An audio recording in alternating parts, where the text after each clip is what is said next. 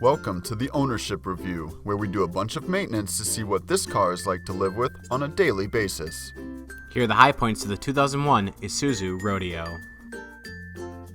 Changing the headlight bulb is easy to do, as you only have to reach behind the housing for access to the bulb. Other models make this access more difficult. The front wiper blade is easy to replace on this vehicle. Other models will require the use of tools to complete this repair. The engine air filter is easy to access and change, as you only have to disengage a few fasteners for access to the filter. These fasteners are easy to disengage. Not everything is perfect. Here are the pain points. You will need to use a few tools in order to remove the center brake light housing for access to the bulbs. These tools may not be readily available for repair.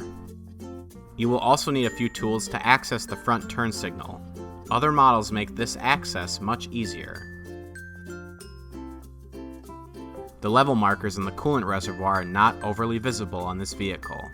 This will make it hard to check and replenish the fluid level on a regular basis. Overall, the 2001 Isuzu Rodeo is a relatively easy vehicle to maintain and a good choice for any vehicle owner.